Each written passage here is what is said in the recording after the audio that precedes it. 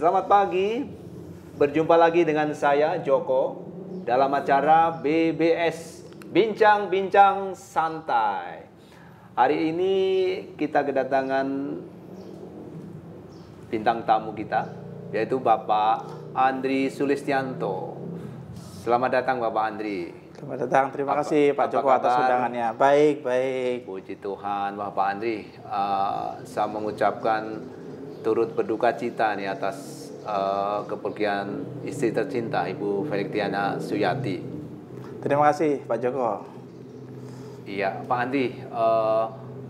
Maaf sebelumnya nih, barangkali nanti apa yang saya katakan di mungkin membuat Pak Andri sedih. Tapi saya rasa semoga nggak Pak Andri sudah sebagai pribadi yang hebat. Saya boleh diceritakan ketika almarhum sakit, Pak. Ya, terima kasih Pak Joko. Jadi begini, peristiwanya itu juga cukup mengagetkan ya, karena awal mulanya sih saya itu kan dengan istri dan anak punya rencana untuk pulang kampung pada tanggal 20 Desember ya. Jadi tanggal 19 itu kan hari terakhir kita bekerja, maka 20 kita itu rencana mau pulang. Tetapi ketika memutuskan untuk pulang, saya itu pengen melihat kondisi istri saya agak sakit, batuk-batuk begitu ya. Saya pengen kontrolkan dulu ke dokter, kebetulan di daerah BSD itu ada namanya Rumah Sakit Medika, itu ada dokter spesialis penyakit dalam. Kemudian saya ke sana, ke Poli. Setelah sampai di Poli itu, kemudian saya ketemu dengan Dokter Ayu. Nah, dalam proses pembicaraan dan dicek semuanya ya, ternyata ada sesuatu di bagian paru sebelah kiri istri saya itu ada semacam kayak genangan cairan. Gitu, dan diminta istri saya itu harus rawat inap. Awal mulanya sih saya berpikir bahwa pasti cuma sehari kita selesai ambil cairan itu, kemudian kita bisa pulang. Bawa pulang gitu ya. Nah, akhirnya kami yakin, kemudian kami diminta untuk mengurus segala administrasinya. Lalu setelah kami mengurus administrasi, anak saya posisinya masih lagi kuliah waktu itu. Kemudian saya juga menghubungi saudara-saudara yang ada di Semarang, kemudian ada di Jogja, untuk menyampaikan informasi bahwa kemungkinan saya pulangnya agak mundur karena ada hal yang harus dilakukan, yaitu berobat dulu. Nah, kemudian kami mulai masuk tanggal 20 Desember itu. Kemudian kami ngadain proses-proses itu, Pak. Jadi proses-proses mulai dari pengecekan darah, kemudian rongsen torak ya, kemudian diminta juga untuk USG untuk memastikan berapa jumlah cairan yang ada di paru sebelah kiri. Oke, maaf Pak Andri, boleh saya cut ya. Mungkin sebelum ke rumah sakit dulu, sebelum ke rumah sakit itu sudah merasakan ada gejala-gejala gitu dari Ibu? Ya, memang sebenarnya gejala yang paling nampak itu hanya semacam batuk pilek saja sih Pak. Jadi batuk pilek itu, tapi dia rasa itu mulai dari bulan Oktober itu batuk tidak henti-hentinya. Saya berkali-kali periksa dokter umum, kemudian juga menyempatkan periksa ke dokter spesialis THT ya. Di THT itu dia diagnosa bahwa istri saya itu kemungkinan kena penyakit GERD gitu. Maka kami melakukan pengobatan itu, ternyata setelah 1 minggu itu kita mengadakan pengobatan, itu tidak ada perubahan sama sekali. Maka tanggal 20 itu khawatir kalau itu nanti akan muncul di saat pulang kampung, maka kami pastikan lagi cari tidak ke penyakit THT lagi, dokter spesialis THT, tapi kami langsung menuju ke penyakit dalam. Nah, disitulah awal mula istri saya tanggal 20 Desember itu mulai masuk di Rumah Sakit Medika. Oh, begitu. Ini kalau misalkan tadi dilihat dari cerita Pak Andi, cukup lama ya, 2 bulan ya, Oktober, November sudah batuk-batuk. Iya. Baru Desember awal itu masuk ke rumah sakit. Iya, itu karena istri saya itu punya keyakinan gini, ada orang yang menerima sakit yang namanya sakit flu 100 hari. Pernah mendengar gitu ya belum? Betul, ya? ya. Ya. Iya. Saya berkeyakinan sama, pasti 3 bulan itu sembuh. Iya. Ternyata sampai tanggal 20 itu penyakit itu tetap berjalan terus, batuk pilek dan keluarnya itu lendir berwarna putih, Pak. Jadi bukan muntah air yang lendir warna kuning, tetapi kayak busa saja gitu. Busa gitu ya. Nah, itu seperti itu. Oh, begitu. Iya. Lalu sampai pada setelah dirawat, kemudian Ibu akhirnya dipanggil Tuhan itu ya. Itu bagaimana setelah perawatan di rumah sakit itu kira jedanya berapa? Iya, baik. Jadi setelah dirawat mulai tanggal 20 itu ternyata kita sampai tanggal 25 itu saya sempatkan bertanya, tanggal 24 malam ya, saya nyempatkan bertanya, Dok, apakah boleh diizinkan pulang? Karena kami kan orang Katolik akan merayakan Natal gitu. Betul, ya. Alangkah bahagianya kami di keluarga bisa menikmati Natal bersama keluarga. Kalau toh tidak bisa ke gereja, kami bisa secara online. Dokter bilang, kita tunggu besok. Nah, puji Tuhan itu Pak, jadi tanggal 25 pagi kami diizinkan pulang. Perasaan saya gembira karena apa? Istri saya bisa pulang dan kami bisa merayakan Natal di rumah. Nah, kemudian semua surat sudah kami urus. Dokter mengasih waktu kontrol 2 hari itu Pak. Setelah tanggal 25, kemudian 26, 27, 28 saya nyempatkan untuk kontrol. Tanggal 28 kembali lagi ke rumah sakit Medika, diperiksa lagi oleh dokter, ternyata cairannya itu sudah ada lagi. Sudah tambah lagi. Padahal waktu penyedotan pertama itu 700 miligram itu. Jadi cukup lumayan, hampir 1 botol itu ya. Warna kuning itu pada sedotan pertama. Nah, setelah tanggal 28 diperiksa ada cairan lagi, kami udah mulai lemes lagi. Ini ada apa lagi kok muncul lagi itulah. Padahal gini Pak, sudah sempat ikut perayaan Natal online gitu ya? Akhirnya kami tidak bisa merayakan Natal di online karena pengurusan obat ternyata lama. Sehingga begitu. Kami bisa pulangnya itu agak sore. Sore terlambat ya Pak. Baik Pak Andi. Jadi prosesnya itu tanggal 28 periksa lagi. Akhirnya kami diminta untuk menginap lagi.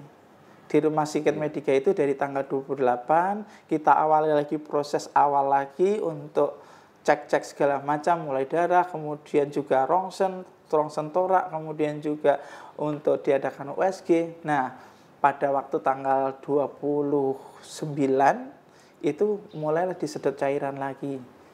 Nah, setelah disedot cairan hanya dapat 550 mg. Warnanya sama. Warna sama. Putih, di tempat yang sama ya. Nah, harapan saya ini udah habis karena dari 750 berubah menjadi 550, berarti cairan sudah habis. Legalah itu. Akhirnya saya membesarkan hati istri saya untuk yakin bahwa pengobatan dokter hari ini pasti berhasil. Nah, kita tunggu tanggal 29, tanggal 30, tanggal 31 saya dipanggil oleh dokter. Nyatakan bahwa perlu ada pemeriksaan berikutnya, yaitu CT scan.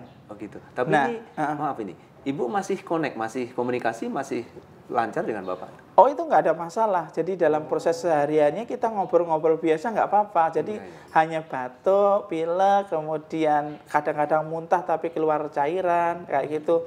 Nah, yang mulai nampak di tanggal 28 sampai 30 itu hanya perbedaan satu. Tanggal 28 sampai tanggal 31 itu istri saya sudah mulai tidak bisa bernapas menggunakan hidung, tetapi dia harus menggunakan alat bantu. Alat bantu. Kalau tanggal 20 itu masih aman ya sampai tanggal 25. Tapi setelah tanggal 30 itu mulai tidak. Oh, begitu. Tapi setelah memakai alat bantu tetap di rumah sakit atau kemudian dibawa pulang? Iya, kita tetap tetap di rumah sakit. Kemudian di tanggal 31 itu dokter jaga malam memanggil saya karena berkaitan dengan alat, harus menggunakan alat CT scan, maka kami diminta untuk memilih untuk dirujuk gitu ya. Karena di rumah sakit Medika tidak ada alat CT scan-nya, kami disuruh rujuk ada 3 tempat. Boleh memilih rumah sakit Fatmawati atau rumah sakit Polri Kramat Jati atau rumah sakit di daerah mana Jakarta Pusat itu namanya Rumah Sakit Tarakan. Nah, begitu. Saya kemudian menghubungi keluarga, bagaimana nih keputusannya, karena harus diputuskan malam ini. Maka keluarga meminta Pak Gio terutama ya, udah nyarankan ke Fatmawati aja supaya kita gampang gitu ya. Lalu saudara-saudara juga sepakat. Oke, langsung saya hubungi ke dokter Jaga, minta rujukannya ke Fatmawati. Iya, dokter Jaga kemudian kan menghubungi Fatmawati. Betul. Ternyata di Fatmawati itu tidak ada kamar. Wow. Nah, salah satunya yang harus ditempuh adalah di Keramat Jati, di Rumah Sakit Polri. Saya bingung lagi, ke Rumah Sakit Polri itu kan jauh di Keramat Jati, Jakarta Timur ya. Saya nggak pernah pergi-pergi, gimana saya posisi di Keramat Jati, mau di mana, nginapnya di mana, saya nggak kepikiran. Tapi hanya satu yang saya pikirkan adalah bagaimana istri saya bisa sembuh. Lalu dengan kakak saya namanya Mas Wandi, kemudian Mas Mardi, itu yang selalu ikut serta menjaga di situ. Oke, Dek, pokoknya jalani saja. Soal nanti tempat di mana nggak usah dipikirin. Itu saya buat lega ya. Kemudian saya juga hubungi Bu Tuti nelpon kemana-mana, kepala sekolah istri saya itu luar biasa mensupport itu. Sehingga kami kemudian memutuskan, udah dok kami mau di Rumah Sakit Polri. Nah, lalu setelah semua administrasi diberesin semua, kemudian dokter Jaga mengatakan besok pagi jam 7 akan dibawa menggunakan ambulan menuju ke rumah sakit. Iya, Rumah Sakit Polri Keramat Jati. Nah, karena kita masih posisi di rumah sakit tanggal 31 itu, maka kami bingung mau pulang atau tetap jaga. Akhirnya saya minta anak saya sama Mas Wandi, Mas Mardi pulang, saya tetap jaga di situ, nanti langsungan. Nah, anak saya sama kakak ipar saya itu menyiapkan semua perlengkapan untuk dibawa ke Rumah Sakit Polri. Lalu paginya jam 7 itu saya dibantu oleh Bu Ima, itu teman kerja istri saya di SMA, itu membawa mobil untuk membawa kakak ipar Mas Wandi, Mas Mardi, dan juga anak saya. Saya bersama istri mengikuti dengan ambulan itu. Oh, begitu ya.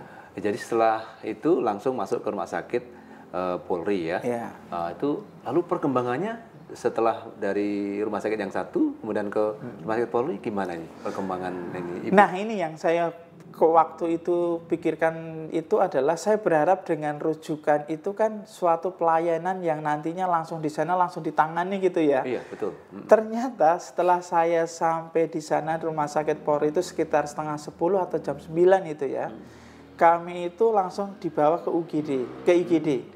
Nah, di IGD itu ternyata kami harus nunggu sampai proses itu kita mengulangi lagi pendaftaran ulang lagi, lalu nunggu di situ.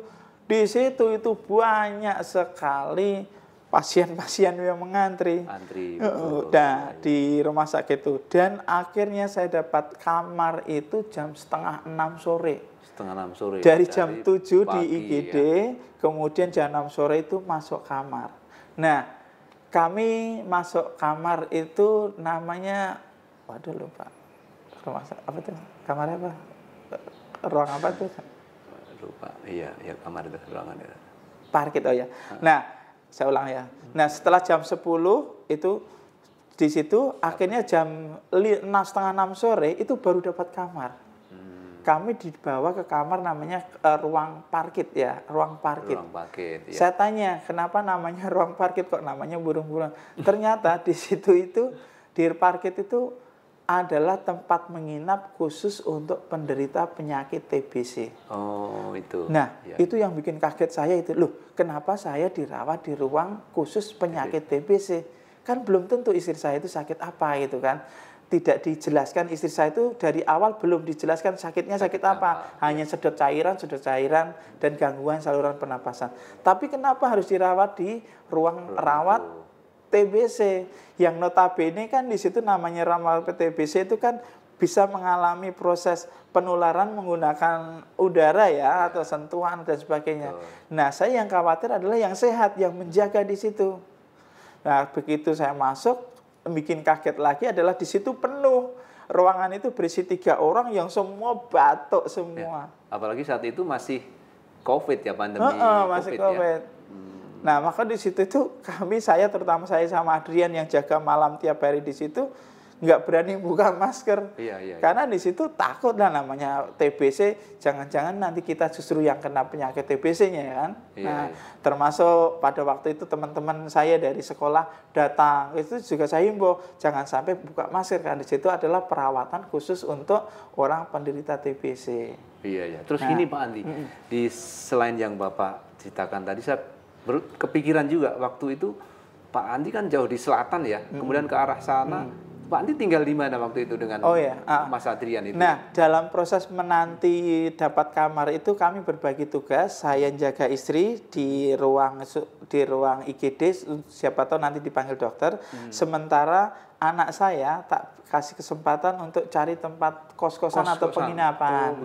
Di situ untuk antisipasi kalau nanti harus masuk kamar, sementara di kamar tidak ada boleh jaga lebih dari satu, maka kami cari kos-kosan. Dan puji Tuhan, sore hari menjelang maghrib itu anak saya lapor kalau sudah dapat kos-kosan di situ. Dan sebenarnya kos-kosan itu hanya diperuntukkan untuk perempuan. Tapi karena ini kami adalah keluarga dan adalah orang yang mendukung orang sakit, maka si pemilik kos-kosan itu mengizinkan itu, yang kami betul langsung merasa lega sekali. Dan anak saya berproses di sana menyiapkan segala macam, karena anak saya juga nyambi kuliah online ya. Jadi dia juga harus kuliah, maka mondar-mandir, dan jaraknya hanya sekitar 100 meter aja antara tempat kos-kosan sama nggak terlalu jauh rumah sakit. Iya, betul. Jadi kami merasa nyamannya di situ. Begitu, Pak. Oh, baik. Jadi kemudian setelah di rumah sakit Polri itu dirawat sekian lama, akhirnya bagaimana Ibu perkembangan selanjutnya? Di rumah sakit itu mulai tanggal 1, tanggal itu mulai masuk, istri saya kembali disedot cairan lagi ya. Tapi hasil penyedotan cairannya juga tidak signifikan, hasilnya hanya nyampe 400 berapa gitu ya miligram. Sehingga ya mungkin itu sudah makin habis ya. Nah, kemudian kami nunggu jadwal CT scan. Saya pikir ya tanggal 31 itu, tanggal 1 itu langsung dapat. Langsung gitu. Jadwal CT scan ya, ternyata kami harus nunggu 3 hari lagi. Karena harus menunggu jadwal. Jadwal berarti sekitar tanggal 5-an ya gitu, saya dapatkan jadwal untuk CT scan. Nah, setelah istri saya lakukan CT scan, saya pikir juga setelah CT scan itu langsung keluar. Ternyata tidak. Setelah tanggal 5 itu CT scan selesai, kemudian kami nunggu. Nah, karena itu waktunya lama di perawatan itu, kami diperbolehkan lagi pulang, Pak. Oh, jadi kira-kira berapa lama di rumah sakit Polri itu? Dari tanggal 6 sekitar 8 hari ya. 8 hari, lantas Ibu boleh dibawa pulang. Nah, selama pulang itu sambil menunggu hasil CT scan-nya. Nah, setelah keluar CT scan-nya, kami periksa, jadi ternyata dari hasil CT scan itu menunjukkan bahwa ada massa itu ya. Jadi separuh sebelah kiri itu ukurannya hampir seperti bola tenis itu. Ukuran besar itu. Dan massa itu dinyatakan sebagai tumor. Yang di paru-paru gitu? Iya, Pak? Di paru-paru sebelah kanannya. Lalu kondisi Ibu gimana setelah dibawa pulang itu di rumah? Kondisinya gimana itu? Setelah dibawa pulang, istri saya tetap tidak bisa lepas dari oksigen. Jadi kami harus minta bantuan oksigen itu. Untung saja di RT itu kan ada oksigen ya. Jadi kita dapat pinjaman oksigen yang dipakai selama 24 jam tidak putus. Jadi kita punya 2 tabung yang isinya 1 tabung itu kalau dipakai hanya dipakai untuk 12 jam. Jadi kita gantian setiap hari itu. Nah, setelah dalam proses itu kami kan nunggu hasil CT scan-nya itu. Nah, tanggal 9 begitu dapat CT scan-nya itu, kemudian istri saya ngalami mulai sulit lagi bernapas lagi kan, meskipun sudah ada itu. Pakai oksigen ya. Maka kami bawa pagi-pagi lagi bersama Pak Fran lagi yang senantiasa membantu, kemudian dibawa lagi ke Rumah Sakit Polri Jakarta Timur itu untuk kembali untuk periksa. Kami dibawa ke UGD lagi. Nah, di IGD itu ternyata istri saya harus dirawat kembali, Pak. Jadi dirawat kembali di situ untuk satu ya pengobatan, tetapi ya masih itu pasti dinyatakan TBC tadi, TBC bukan penyakit yang lain. Meskipun hasil CT scan udah keluar. Iya. Nah, dari proses kami perawat di sana itu kami merasa senangnya itu karena dari rumah sakit Polri itu semula di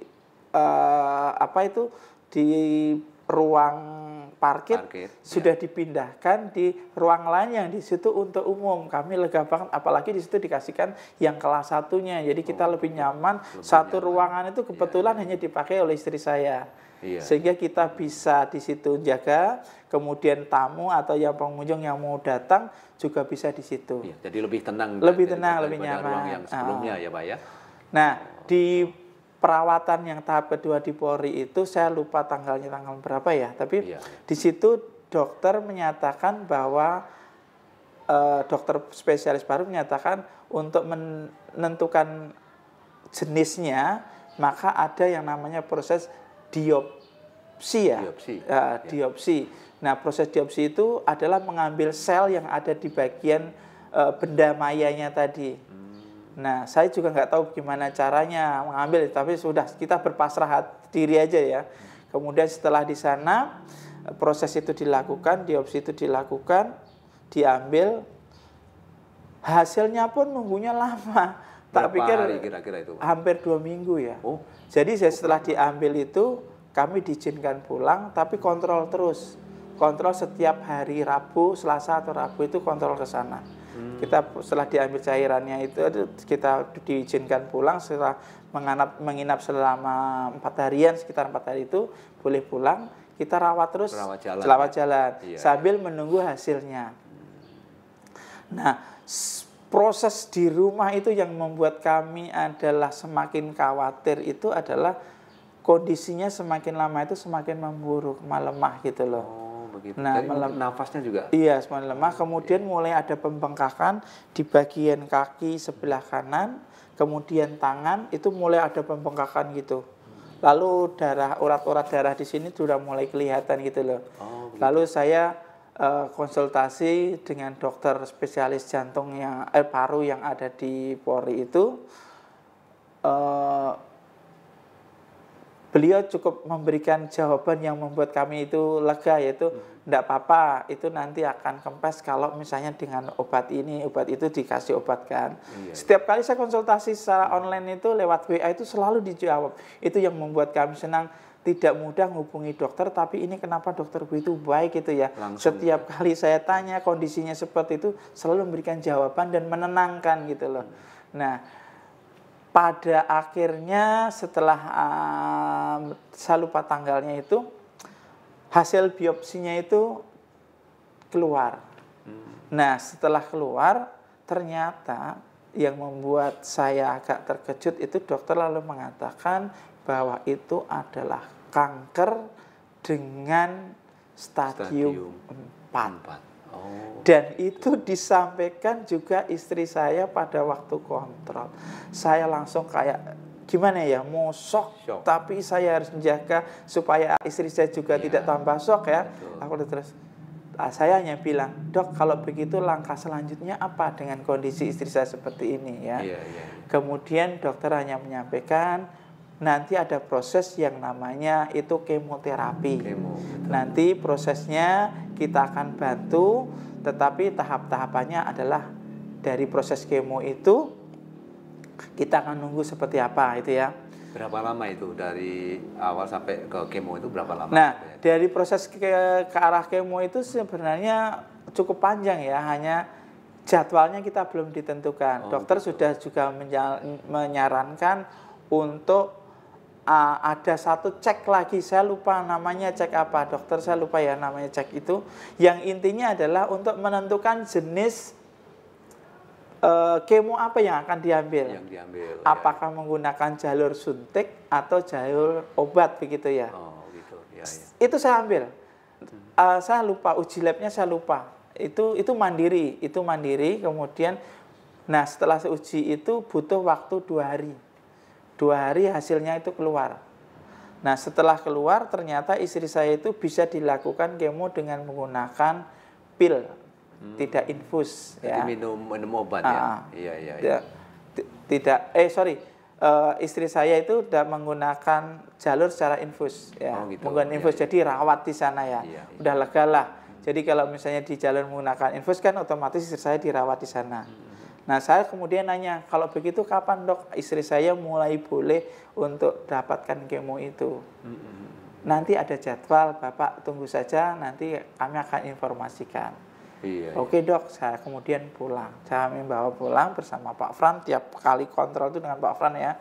Nah setelah pulang, kemudian sambil nunggu-nunggu dan kami periksa, ternyata perkembangannya semakin lama justru kok semakin tambah yang bengkaknya itu ya. Dan istri saya itu ngalami yang namanya kelumpuhan, jadi nggak bisa bangun karena saraf kaki itu kayak mati gitu loh. Itu Jadi bengkak kanan bengkak. kiri Pak ya? Jadi darah itu nggak mengalir. Kalau kita tusuk begini itu nggak balik bengkaknya itu. Nah begitu istri saya ngeluh gitu, saya langsung telepon si dokter lagi, dok ini istri saya sekarang nggak bisa berjalan gimana dok? Kok ini sekarang kondisinya justru mulai bengkak di kakinya semakin besar gitu loh. Dan istri saya itu merasa sakit nyeri hanya di bagian kaki, nggak ada di tempat lain. Akhirnya dokter menyarankan memberikan obat secara online, itu suruh membeli di apotek terdekat. Kemudian kami coba, ternyata obatnya itu nggak berpengaruh signifikan, tetap aja sakit terus gitu loh. Kemudian akhirnya saya bawa lagi ke sana.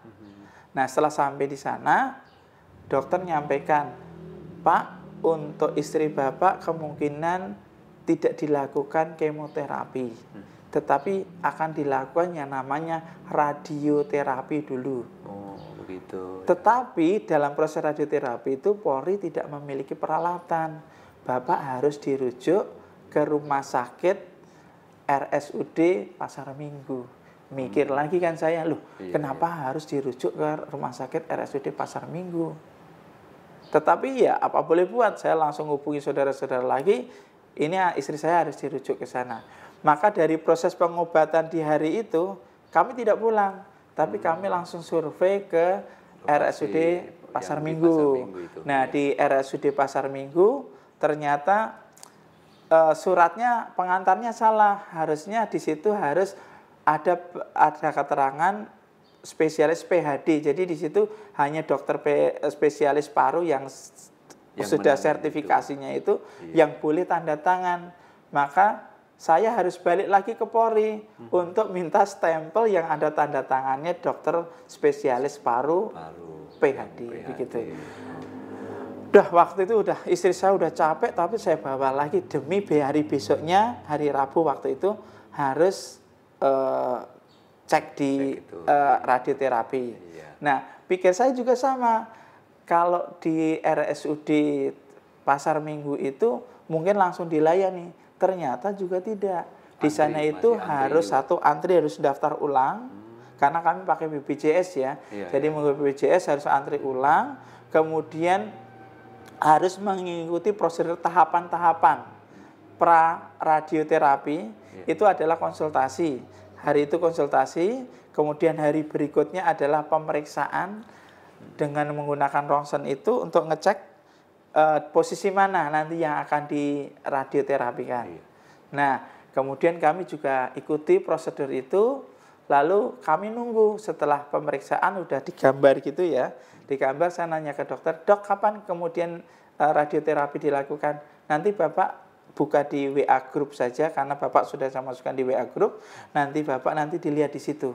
Nah, jadwalnya akan diumumkan. Setelah pulang, 1 hari kemudian kondisi saya sudah semakin lemah, saya bingung, langsung hubungi dokter Polri lagi.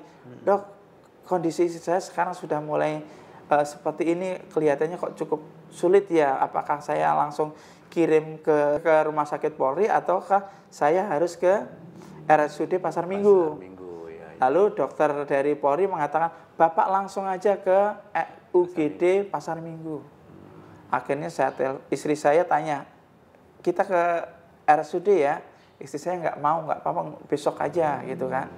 Tapi saya paksa, kamu hari ini nggak mau makan, nggak bisa makan. Kalau kamu nggak makan hari ini, tubuhnya lemah.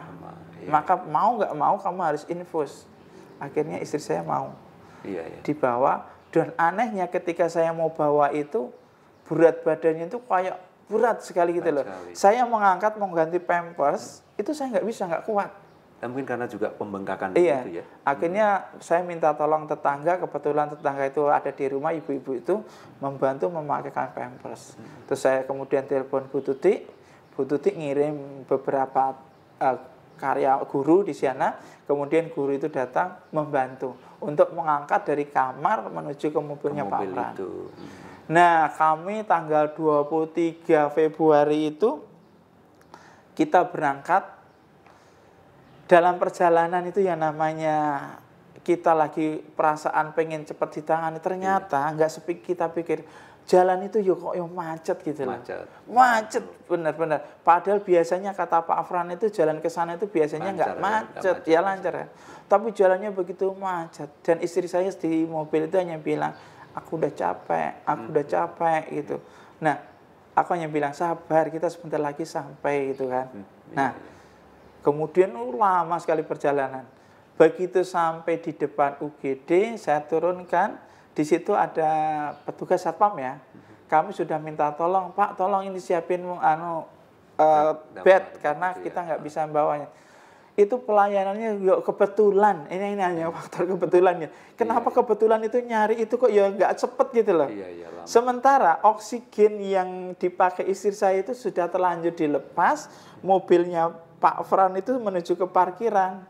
Nah, di UGD itu mencari oksigen, kok ya kebetulan juga itu nggak segera dapat gitu loh.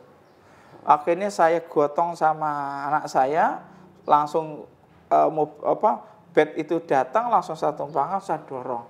Sambil saya teriak-teriak itu, oksigen, cepat dibantu oksigen itu kan. Anak saya udah mulai emosi kan, oksigen. Istri saya udah mulai, mata itu sudah mulai ke atas naik itu, lalu didorong ke dalam, di dalam IGD itu. Di situ langsung dokter langsung berikan alat pemicu jantung ya, pemicu jantung, ternyata dokter langsung mengatakan istri bapak sudah tidak ada semenjak berada di luar UGD. Itu saya benar-benar badan itu kayak nggak ada tenaganya gitu ya, mau nangis nggak bisa nangis, terus semua campur aduk lah, karena nggak mikirin ya seperti itu bisa terjadi ya, anak saya itu nggak bisa tahan itu ya. Iya, Pak Andri, terima kasih, dan ini cukup saat Pak Andri cukup kuat, dan ya saya juga bisa membayangkan seandainya siapapun yang mengalami itu pasti apa yang dia rasakan. Tapi dari awal peristiwa ibu masuk ke rumah sakit sampai dipanggil Tuhan ini, Pak Andri bisa ikut mendampingi, dan dengan tabah, sekalipun dengan hati yang bahkan terpukul, tapi sungguh merupakan berkat dari Tuhan. Pak Andri bisa mendampingi istri. Maka dengan peristiwa ini barangkali ada yang mau disampaikan, Pak Andri? Ya, yang jelas saya berdoa semoga Tuhan mengampuni segala dosa istri saya. Amin. Dan juga memberikan tempat untuk istri saya bersama Bapa di surga. Yang kedua, saya mengucapkan banyak terima kasih terutama pada Mas Wandi, Mas Mardi, anak saya, adik saya Lucy, kakak saya Herni, keluarga dan semuanya, dan juga terutama Ibu Tutik sebagai kepala sekolah SMA Mater Dei yang memberikan support luar biasa kepada Bu Ima dan keluarga, pada para guru SDK Mater Dei, SMP Mater Dei, TK Mater Dei, para suster yang dari awal memberikan motivasi. Mungkin beliau sudah tahu kondisinya yang sebenarnya, tapi mereka menutupi supaya kami diberikan kuat ya. Kuat, iya. Sehingga semua proses itu berjalan dengan baik, dan sampai pada pemakaman, proses mau pemakaman pun semua terlibat luar biasa. Saya tidak bisa mengucapkan dengan kata-kata, baik itu guru, karyawan, warga di sekitar itu, orang tua, murid, siapa saja yang pada saat itu hadir, yang saya tidak bisa melihat secara langsung, tapi berdasarkan cerita dari teman-teman itu sungguh luar biasa. Mereka memberikan dukungan. Ini tidak ada kata yang bisa saya ucapkan selain ucapan terima kasih dan juga doa buka mereka. Semoga apapun yang telah diberikan kami ini, mereka dapat diberikan berkat oleh Tuhan dan juga senantiasa diberikan kesehatan. Ini yang mungkin bisa saya sampaikan, yang bisa saya katakan, tidak ada kata lain selain ucapan syukur dan terima kasih. Baik, ya Pak Andi. Saya pribadi Pak Andi melihat kisah, mendengar cerita tadi juga salut dengan teman-teman sahabat-sahabat Ibu ya, sahabat-sahabat Pak Andi yang saling mendukung sehingga ya dalam kedukaan itu Pak Andi tetap semangat dan kuat ya Pak Andi. Sekarang mungkin yang terakhir Pak Andi boleh ya. Pak Andi itu beriman Katolik ya, mungkin bisa disampaikan pesan apa nih khususnya tentang kematian ini ya, tentang Ibu dipanggil Tuhan ini, kan ada sesuatu yang mau disampaikan pada Iya, kalau secara manusiawi kita kehilangan orang sosok yang dicintai itu pasti sedih. Kebahagiaan yang selama ini kami rasakan mungkin sulit untuk dilupakan. Tapi kita juga tidak boleh lupa bahwa hidup dan mati itu akan dialami oleh semua orang. Kematian itu hanya nunggu yang namanya waktu. Ya, jadi kapanpun kita harus siap. Maka yang penting dalam hidup kita sekarang ini adalah bagaimana kita mengisi hidup ini dengan sesuatu yang bernilai, yang berharga, yang berguna, bermanfaat juga pada masyarakat, lingkungan, dan juga gereja terutama. Bagaimana kita itu mengisi hidup ini dengan sesuatu yang sangat berarti. Terutama bagaimana membina iman kita agar pada saatnya nanti kita dipanggil oleh Tuhan, kita sudah siap. Baik, Pak Andri, saya ucapkan banyak terima kasih ini sudah menyempatkan waktunya berbagi pada kita semua. Dan sahabat-sahabat, seperti apa yang disampaikan Pak Andri ya, secara kedagingan, manusiawi kita bahwa manusia itu ketika mendapatkan kesedihan pasti akan merasakan hal yang sedih juga, pasti berat dan sebagainya. Tetapi mengingat bahwa hidup kita ini seperti sebuah antrian. Tadi Pak Andri mengatakan bahwa iman Katolik dipercaya bahwa orang itu nanti tepat pada gilirannya akan sampai juga menuju kepada kematian. Nah, itu saja, terima kasih atas perhatian teman-teman. Dan sekali lagi terima kasih Pak Andri. Sama-sama Pak. Tuhan memberkati Pak Andri. Ya, amin. Makasih. Demikian bincang-bincang saya bersama bintang tamu Bapak Andri Sulistianto. Sampai jumpa lagi di acara BBS, Bincang-Bincang Santai.